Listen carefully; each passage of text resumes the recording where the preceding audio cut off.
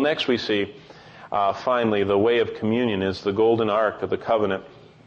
And what that's talking about is, and if you want to turn to 1 John 1:3, this ark, and when we get to it, I'll tell you that when the veil was rent in the temple, it wasn't the opening gate to the tabernacle. God didn't say anybody, you don't have to come through Christ now, I'm just going to knock the gate down. And it wasn't the way into the holy place, it was the curtain that separated the holy place from the Holy of Holies. That's what was rent in the temple when Jesus died. That veil that kept people from direct communion with God.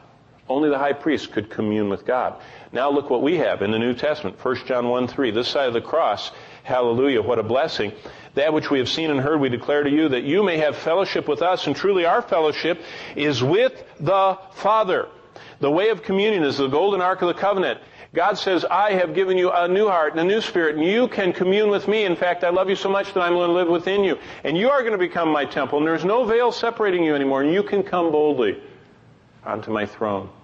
And I'm going to be like your Abba, your Papa, your Daddy. And you can come boldly to me. You have to come my way. You have to come cleansed. You have to come through the offering of Christ. But you can come boldly anytime you want before me. Well, what does all this say?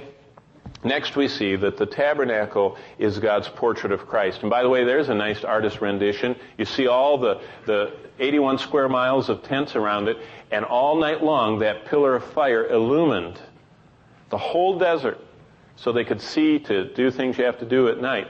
And then that cloud cover, probably 81 square mile cover of cloud, was a canopy all day long that kept them from the 130 degree Fahrenheit Sinai desert, and it shadowed them. But all that reminds us that the tabernacle is God's portrait of Christ. Let's get some quick overview of what we're going to do next time. We're going to get, when we come together next time, some faith lessons from the altar of brass. What are they? I already gave you a clue. Next we see this once, the acacia wood. We're going to study that. That is an amazing study. Next we see that the tallest piece of furniture, the priority of the cross, the brazen altar speaks of that. Next we'll see, when we come together next time, the first object you see. In fact, God parked that brazen altar right in the doorway. In fact, the next slide shows that. When you walked in, you bumped into it. You had to see that thing, and all the blood splattered there to remind you that there's no way to God under heaven except through the sacrificial, substitutionary death of Jesus Christ, shedding his blood. That's the only way to get to God. So every time they walked in the tabernacle or the temple, they had to be reminded that Jesus Christ sacrificed himself. Next we see that the ashes, remember, they burned the sacrifice completely. Jesus Christ said, it's finished.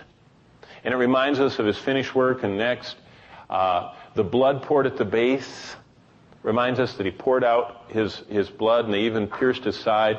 We're going to study the implications of that. Next we see that the fire pans and censers, I already told you about this, that the only way you could have the altar of incense, which typifies prayer and signifies prayer, is by having coals from the always burning fire on that altar. And so our whole basis that we can intercede and pray and adore and even talk to God is because of the sacrifice of Christ. And finally, one last thing, the flesh hooks. You say, what are you talking about?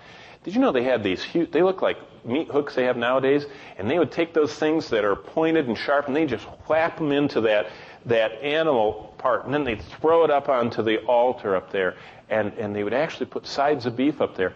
It reminds us of how cruelly Christ, our Lamb, was treated, as it were, with flesh hooks, as they took carpenter's tools, the meek and mild carpenter of Nazareth, and they took carpenter's tools and cruelly crucified him, hands and feet. And they cruelly pressed down those razor-sharp thorns. And they cruelly cut open his back in the scourging. And they cruelly stuck the spear. The flesh hooks remind us of the horrors of crucifixion. Every time they would take those animals and they'd stab them with that flesh hook and throw it up on that altar, it was a graphic reminder of Christ, who the prophet says was pierced through, flesh hooked for our iniquities. What a picture we see in this tabernacle. And what a beautiful picture. I think the last slide says it. Does it say it? Nope, it doesn't say it.